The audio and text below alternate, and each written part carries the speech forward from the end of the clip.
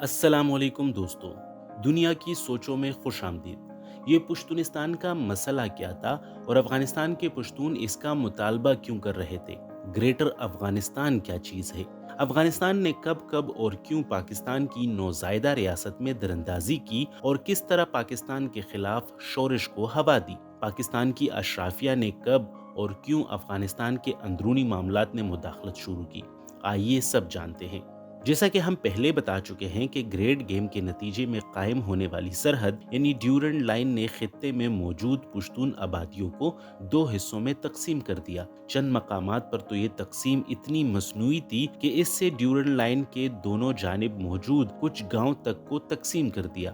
صدیوں سے اکٹھے رہنے والے لوگوں اور آپس میں رشتہ داریاں رکھنے والے لوگوں کے درمیان یہ مصنوعی دیوار ڈیورنڈ لائن حائل ہو گئی تھی۔ اس لیے قبائلی علاقوں میں ایک حلقے نے اس لائن کی موجودگی کو کبھی دل سے تسلیم نہ کیا اور ان کے لیے اس لائن کی محض ایک مصنوعی سی حیثیت ہی رہی۔ ڈیورنڈ لائن کے دونوں طرف موجود قبائل کے برعکس پاکستان کے دوسرے سیٹلڈ علاقوں کے پشتونوں کی اکثریت کے لیے ڈیورنڈ لائن کوئی مسئلہ ہی نہ تھی، خاص طور پر NWFP یعنی شمال مغربی سرحدی صوبے جسے آج خیبر پختونخوا کہتے ہیں کی پشتون اکثریت خطے کے دوسرے پشتونوں کے مقابلے میں اپنی ایک جداگانہ حیثیت اور شناخت رکھتے تھے۔ کافی عرصے تک انگریزوں کے قائم کردہ نظام اور برصغیر کی دوسری مسلم آبادیوں سے جڑے رہنے کی وجہ سے ان کی زندگی اور معاشی مفادات افغانستان کے پشتونوں کے بجائے برصغیر کے مسلمانوں کے ساتھ مضبوط ہو گئے تھے۔ برصغیر کا حصہ رہنے کی وجہ سے شمال مغربی سرحدی صوبے کے پشتونوں کی سیاسی سمجھ بوجھ اور سوچ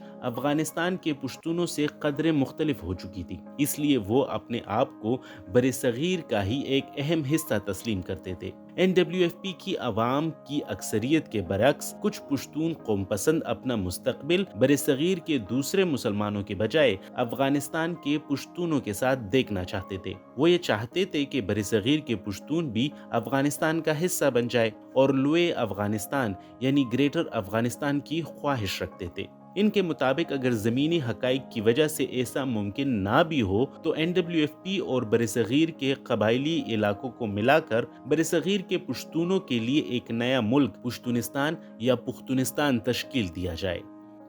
اب بات کرتے ہیں کہ پختونستان یا گریٹر افغانستان کے مطالبے کے پیچھے کیا مفادات تھے۔ ڈیورنڈ لائن کے دوسرے طرف افغانستان میں موجود پشتون اشرافیہ بھی کچھ ایسا ہی چاہتی تھی۔ افغانستان میں موجود پشتون اشرافیہ تو بلوچستان کو ساتھ ملا کر گریٹر افغانستان کے خواہش مند تھے۔ ان کی خواہش کے پیچھے دو بڑے مفادات تھے۔ پہلا یہ کہ افغانستان میں پشتونوں کے علاوہ دوسری کافی قومیتیں آباد تھی، جیسا کہ تاجک، ہزارہ، ازبک، ترکمن، بلوچ وغیرہ وغیرہ۔ اگرچہ افغانستان کی سب سے بڑی قومیت پشتون ہی تھی، مگر وہ پوری افغان آبادی میں اقلیت یعنی محض 42% ہی تھی۔ اس طرح وہ افغانستان کی آبادی کی اکثریت نہ بنتی تھی۔ افغانستان میں پشتونوں کے بعد دوسری بڑی قومیت ازبک تھی، جن کی آبادی پشتونوں سے صرف 15% کم تھی۔ اس لیے افغانستان کی حکمرانی اور سیاست میں پشتونوں کو تاجک اور دوسری قومیتوں کی طرف سے کشمکش کا سامنا رہتا تھا۔ آبادی کی اسی ڈیموگرافی کے پیش نظر افغانستان کی پشتون اشرافیہ یہ چاہتی تھی کہ اگر برصغیر کے پشتون بھی افغانستان میں شامل ہو جائے تو افغانستان میں پشتونوں کی بھاری اکثریت قائم ہو سکتی ہے، جس سے افغانستان کی پشتون اشرافیہ کے لیے افغانستان کے اقتدار پر قائم رہنا آسان ہو جائے گی۔ افغانستان کی پشتون اشرافیہ کی طرف سے گریٹر افغانستان کی خواہش کے پیچھے دوسرا فائدہ معاشی تھا۔ وہ یہ کہ بلوچستان کی گریٹر افغانستان میں شمولیت سے افغانستان جیسے لینڈ لاکڈ ملک کو سمندر تک رسائی مل سکتی تھی۔ اس سے افغانستان جیسے خشکی میں گھرے ہوئے ملک کے لیے بیرونی دنیا سے سمندر کے راستے تجارت ممکن ہو جاتی تھی۔ جیسا کہ آپ کے علم میں ہے کہ برصغیر کی تقسیم سے کچھ عرصہ قبل جب افغانستان کو یہ یقین ہو گیا کہ اب انگریز برصغیر چھوڑ کر چلے جائیں گے، افغانستان کی توسیع پسند حکومت نے تقسیم کی صورتحال سے فائدہ اٹھانے کے لیے انگریزوں کے سامنے ڈیورنڈ لائن کا مسئلہ کھڑا کر دیا اور یہ مطالبہ کر دیا کہ انگریز جاتے جاتے دریائے سندھ تک تمام پختون علاقے افغانستان کے حوالے کر جائے۔ افغانستان کی حکومت یہ چاہتی تھی کہ موجودہ دور کے خیبر پختونخوا قبائلی علاقوں اور بلوچستان کے علاقوں کو افغانستان میں ضم کر کے ایک گریٹر افغانستان بنایا جائے، مگر انگریزوں نے افغانستان کا یہ مطالبہ سختی سے رد کر دیا۔ ایک طرف ڈیورنڈ لائن کے مغرب میں افغانستان کی حکومت اس علاقے کو لینا چاہ رہی تھی، تو دوسری طرف ڈیورنڈ لائن کے مشرق میں کچھ پشتون نیشنلسٹ بھی اپنے لیے ایک آزاد ملک کا مطالبہ کر رہے تھے۔ اس سلسلے میں جون 1947 کو بنو میں پشتون قوم پرستوں نے ایک قرارداد پاس کی۔ اس قرارداد کو تاریخ میں بنو قرارداد یا پشتونستان کی قرارداد سے یاد کیا جاتا ہے۔ قرارداد میں انگریزوں سے یہ مطالبہ کیا گیا کہ ہندوستان کی تقسیم کے وقت شمال مغربی سرحدی صوبہ یعنی موجودہ دور کے خیبر پختونخوا کو ہندوستان یا پاکستان میں شامل نہ کیا جائے۔ ہندوستان یا پاکستان میں شامل ہونے کے آپشن دینے کے بجائے شمال مغربی سرحدی صوبے کو پشتونوں کے لیے ایک آزاد ملک کی حیثیت دی جائے۔ بنو قرارداد پیش کرنے والوں میں بادشاہ خان، عبدالصمد خان اچکزئی، فقیر اے پی، خدائی خدمتگار اور کچھ قبائلی سردار بھی تھے۔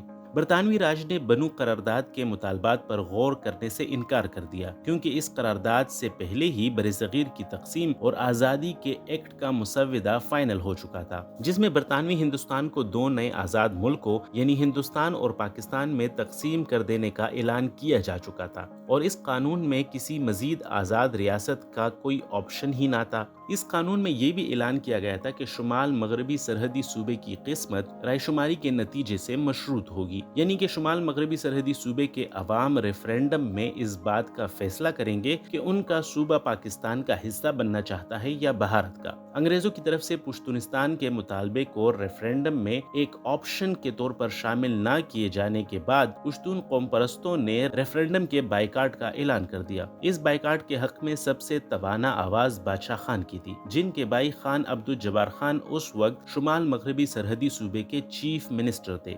جب ریفرینڈم کے لیے ووٹ ڈالے گئے تو شمال مغربی سرحدی صوبے کی 99% عوام نے پاکستان کے حق میں ووٹ دیا۔ ریفرینڈم کے نتائج قوم پرستوں کی بہت بڑی شکست تھی۔ عوام کی بہت بڑی اکثریت نے قوم پرستوں کی طرف سے ریفرینڈم کے بائیکاٹ کے مطالبے کو رد کر دیا۔ NWFP کی پشتون عوام نے اپنا یہ فیصلہ سنا دیا کہ وہ اپنا مستقبل برصغیر کے مسلمانوں کے ساتھ دیکھتی ہے۔ ریفرینڈم کا ٹرن آؤٹ یعنی ووٹ ڈالنے والوں کی تعداد 51% رہی۔ یاد رہے کہ انہی ووٹر لسٹوں پر پچھلے انتخابات میں ٹرن آؤٹ 60% رہا تھا، جو کہ پچھلے انتخابات کے ٹرن آؤٹ سے صرف 9% ہی کم تھا۔ انتہائی گرم موسم میں ہونے والے ریفرینڈم میں پشتون عوام کی بہت بڑی تعداد میں شمولیت سے یہ بات تو ثابت ہو گئی کہ پشتون عوام کی اکثریت نے قوم پرستوں کے پشتونستان کے نظریے کو سختی سے مسترد کر دیا ہے، اور پشتون عوام نے پشتونستان کے بجائے پاکستان کا حصہ بننے کو ترجیح دی۔ پاکستان بنتے وقت قبائلی علاقوں میں بھی جرگے منعقد کیے گئے، جن میں قبائلی لیڈروں نے اپنی عوام کی طرف سے پاکستان میں شامل ہونے کا باقاعدہ اعلان کیا۔ اس طرح خیبر پختونخوا اور قبائلی علاقوں کے عوام نے افغانستان کے گریٹر افغانستان اور پشتون قوم پرستوں کے پشتونستان کے مطالبے کو سختی سے مسترد کر دیا۔ ہونا تو یہ چاہیے تھا کہ اس سے پشتونستان کا مسئلہ ہمیشہ کے لیے دفن ہو جاتا، مگر کچھ اندرونی اور بیرونی حلقوں کی جانب سے یہ مسئلہ وقتاً فوقتاً اٹھایا جاتا رہا۔ اب چونکہ افغانستان نے ڈیورنڈ لائن کو پاکستان اور افغانستان کا باقاعدہ بارڈر تسلیم ہی نہیں کیا تھا، اس لیے افغانستان نے پاکستان کو ہی تسلیم کرنے سے انکار کر دیا۔ جب 1947 یعنی 1947 میں پاکستان کو اقوام متحدہ میں شامل کرنے کے لیے ووٹنگ کی گئی تو افغانستان وہ واحد ملک تھا جس نے اقوام متحدہ میں پاکستان کی شمولیت کے خلاف ووٹ دیا۔ افغانستان کی حکومت کی طرف سے ایک نوزائیدہ ہمسایہ ملک کے خلاف ایسے سخت اقدامات نے دونوں ملکوں کے درمیان تعلقات کو شروع ہی سے کشیدہ کر دیا۔ افغانستان کی حکومت نے قبائلی علاقوں میں کچھ قبائلی لیڈروں کو شورش کے لیے تیار بھی کیا۔ افغانستان نے فقیر اے پی کی سربراہی میں پشتونستان تحریک کی مالی سرپرستی کرنا شروع کر دی۔ فقیر اے پی کا تعلق نارتھ وزیرستان یعنی شمالی وزیرستان میں افغانستان کے بارڈر کے قریب واقع گرویک سے تھا۔ فقیر اے پی نے قیام پاکستان کو برطانوی سامراج کا تسلسل قرار دیتے ہوئے پاکستان کے خلاف قبائلی لشکر تشکیل دے دیا۔ انہیں کابل حکومت کی مستقل حوصلہ افزائی اور مالی مدد حاصل رہی۔ فقیر اے پی نے اپنے گاؤں میں پشتونستان کے حق میں پروپیگنڈا کرنے کے لیے اپنا پرنٹنگ پریس اور ایک رائفل فیکٹری بھی قائم کر دی۔ فقیر اے پی کے قبائلی لشکر نے گوریلا کارروائیاں کرتے ہوئے دتاخیل کا علاقہ اپنے قبضے میں لے لیا۔ فقیر اے پی نے پشتونستان کے قیام کا باقاعدہ اعلان کر دیا اور اپنے آپ کو پشتونستان کا پہلا صدر بھی مقرر کر دیا۔ فقیر اے پی نے 29 مئی 1949 یعنی 1949 کو اپنے علاقے میں ایک قبائلی جرگہ بلایا اور حکومت سے مطالبہ کیا کہ وہ آزاد ریاست پشتونستان کو تسلیم کرے۔ اس مطالبے اور افغانستان کی طرف سے ان کی حمایت کے جواب میں پاکستان کی فضائیہ نے فقیر اے پی کے کمپاؤنڈ اور سرحدی علاقوں میں افغانستان کے کیمپوں پر بمباری کی۔ اس کارروائی سے پاکستان میں موجود یہ قوم پرست عناصر تو کمزور ہوئے، مگر پاکستان اور افغانستان کے درمیان تعلقات اور کشیدہ ہو گئے۔ اس عرصے میں افغان میڈیا نے بھی قبائلی علاقوں میں اپنے پروپیگنڈا کو مزید تیز کر دیا۔ افغان میڈیا نے پاکستان کے شمال مشرقی سرحدی صوبے اور بلوچستان کو بالترتیب شمالی پشتونستان اور جنوبی پشتونستان کے نام سے پکارتا رہا۔ ویسے تو کابل میں بیٹھے تمام حکمران گریٹر افغانستان کا خواب دیکھتے رہے، مگر ڈیورنڈ لائن کے خلاف اور پشتونستان کے سب سے بڑے حامی محمد داؤد خان تھے۔ داؤد خان 1939 سے 1959 یعنی 1939 سے 1953 تک افغانستان کی فوج میں ایک اہم کمانڈر اور بعد میں دفاع کے وزیر کے طور پر کام کرتے رہے۔ کابل حکومت کی پاکستان مخالف پالیسیوں میں داؤد خان کا بہت بڑا ہاتھ تھا۔ پاکستان کے قبائلی علاقوں میں شورش کی کوششوں میں بھی ان کا بہت بڑا عمل دخل تھا۔ وہ 1953 سے 1963 یعنی 1953 سے 1963 تک افغانستان کے وزیر اعظم بھی رہے۔ اس عرصے میں انہوں نے پاکستان میں دخل اندازی اور شورش کا کوئی موقع ہاتھ سے جانے نہ دیا۔ 1955 یعنی 1955 میں جب پاکستانی حکومت نے مغربی پاکستان کے تمام صوبوں کو ختم کر کے 1 یونٹ میں ضم کیا تو افغان حکومت نے پاکستان حکومت کے اس اقدام کی شدید مذمت کی اور اسے پاکستان میں پشتونوں کے حقوق، شناخت اور کلچر پر ڈاکہ قرار دیا۔ افغان حکومت ہی کی ایما پر ایک ہجوم نے کابل میں پاکستانی سفارت خانے پر حملہ کر دیا اور سفارت خانے میں گھس کر توڑ پھوڑ بھی کی۔ ان شرپسندوں نے سفارت خانے پر سے پاکستان کا جھنڈا اتار کر پشتونستان کا جھنڈا لہرا دیا۔ اگلے ہی دن شرپسندوں کے ایک اور ہجوم نے قندھار اور جلال آباد میں پاکستانی قونصل خانے پر حملہ کر دیا۔ ان سب واقعات میں افغانستان حکومت خاموش تماشائی بنی رہی۔ ان واقعات کے نتیجے میں دونوں ملکوں کے تعلقات اور کشیدہ ہو گئے اور جواب میں پاکستان نے کچھ عرصے کے لیے افغانستان سے اپنے سفارتی تعلقات منقطع کر دیے۔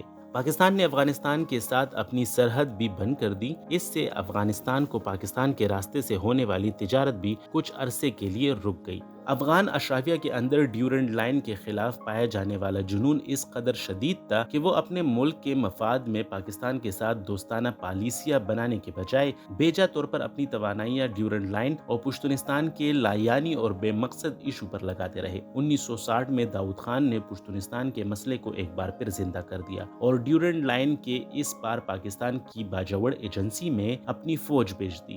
افغان افواج کی طرف سے پاکستان پر کیے گئے اس حملے کو پاکستانی قبائلیوں نے بڑی بہادری سے روک دیا۔ اس عرصے کے دوران افغانستان کی طرف سے ریڈیو کے ذریعے جاری پروپیگنڈا میں بھی مزید تیزی آ گئی۔ پچھلی دفعہ کے ناکام حملے کو بلاتے ہوئے 1961 یعنی 1961 میں ایک بار پھر داؤد خان نے بڑی افغان فوج کے ساتھ باجوڑ پر حملہ کرنے کی ایک اور کوشش کی۔ اس حملے میں افغان فوج کے ساتھ افغان صوبے کنڑ کے قبائلی بھی بڑی تعداد میں شامل تھے۔ پاکستان حکومت افغان اشرافیہ کی طرف سے پشتونستان کی صورت میں روز بروز کی پاکستان مخالف دراندازیوں سے تنگ آ چکی تھی، اس لیے پاکستان حکومت نے اب کی بار ایک توانا جواب دینے کا فیصلہ کر دیا۔ پاکستان نے F-86 سائبرس جیٹ طیاروں کا استعمال کرتے ہوئے افغانستان فوج پر شدید جوابی حملہ کیا۔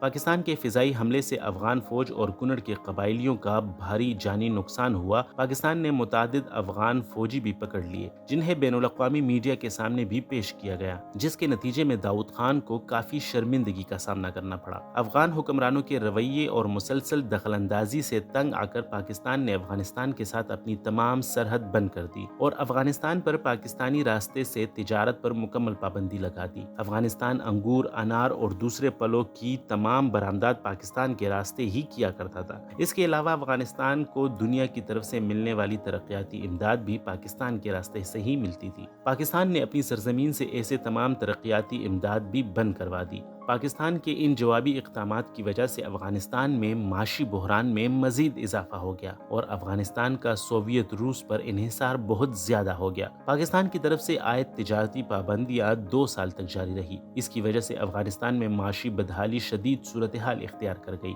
مارچ 1963 یعنی 1963 میں افغان بادشاہ ظاہر شاہ نے اس بنیاد پر داؤد خان سے استعفیٰ طلب کیا کہ ان کی پشتونستان پالیسی کے نتیجے میں ملک کی معیشت خراب ہو رہی ہے۔ مارچ 1963 میں داؤد خان کے جبری مستعفی ہونے کے بعد مئی میں پاکستان نے افغانستان پر سے تجارتی پابندیاں بھی ہٹا لی اور بالآخر بارڈر کھول دیا۔ داؤد خان کی حکومت سے چلے جانے کے بعد دونوں ملکوں کے تعلقات قدرے بہتر ہو گئے۔ داؤد خان چونکہ افغان فوج میں جنرل رہ چکے تھے، اس لیے فوج میں ان کا کافی اثر رسوخ تھا۔ وزیر اعظم کے عہدے سے استعفیٰ لیے جانے کے 10 سال بعد یعنی 1973 میں داؤد خان نے افغان فوج کے افسران کی پشت پناہی سے بادشاہ ظاہر شاہ کا تختہ الٹ دیا اور اقتدار میں قابض ہو گیا۔ داؤد خان نے خود کو افغان جمہوریہ کا پہلا صدر مقرر کر دیا۔ اقتدار میں آنے کے فوراً بعد داؤد خان نے پشتونستان کا شوشہ ایک بار پھر چھوڑ دیا۔ افغانستان نے پاکستان کے خلاف سرگرم پشتون اور بلوچ علیحدگی پسند تنظیموں کی مدد شروع کر دی۔ داؤد خان کی حکومت نے پشتون زلمے نامی دہشت گرد تنظیم اور بلوچ گوریلا فورسز کو بھی پاکستان میں دہشت گردی کی کارروائیوں کی تربیت دینا شروع کر دی۔ دہشت گردی کی اس نئی لہر میں وزیر اعظم ذوالفقار علی بھٹو کے ایک سینئر ساتھی اور خیبر پختونخوا کے سابقہ گورنر حیات خان شرپو بھی جان بحق ہو گئے تھے۔ ان تازہ کارروائیوں کے نتیجے میں پاکستان اور افغانستان کے تعلقات مزید بگڑ گئے۔ اس موقع پر پاکستان کی اسٹیبلشمنٹ نے یہ نتیجہ اخذ کر لیا کہ افغانستان اس بین الاقوامی سرحد کو کبھی نہیں مانے گا اور پاکستان کے خلاف ہر ممکن سازش اور عدم استحکام کے حربوں کو باوجود اپنے مالی اور سیاسی نقصان کے جاری رکھے گا۔ اس کے توڑ کے طور پر پاکستان کو شورش زدہ اور معاشی طور پر بدحال افغانستان کے اندر اپنا اثر رسوخ بڑھانا ہوگا۔ اس حکمت عملی کے تحت پاکستان کی افواج نے قوم پرست افغان پشتونوں کے مقابلے میں افغانستان میں اسلام پسند قوتوں کی حمایت شروع کر دی تاکہ وہ سیاسی طور پر افغانستان میں مضبوط ہو اور پاکستان بھی عدم استحکام کا شکار نہ رہے۔ افغان روس جنگ میں بھی پاکستان کی یہی پالیسی رہی تھی۔ روس آیا اور چلا گیا، لیکن 40 سال سے زیادہ عرصہ گزرنے اور لاکھوں لوگوں کی موت کے باوجود افغانستان میں آج بھی امن نہیں آ سکا۔ بعض افغان عناصر آج بھی پاکستان کو اپنی اس خراب صورتحال کا ذمہ دار سمجھتے ہیں، جبکہ پشتون قوم پرست لیڈر 75 سال گزر جانے کے باوجود بھی پاکستان کی بین الاقوامی سرحدوں کا احترام کرنے کو تیار نہیں۔ افغانستان پوری دنیا میں وہ واحد ملک ہے جو اس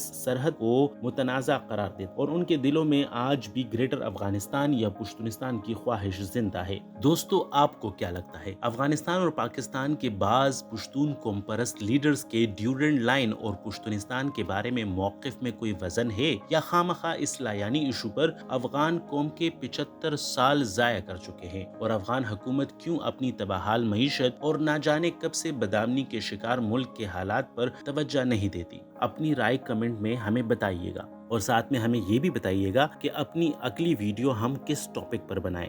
شکریہ۔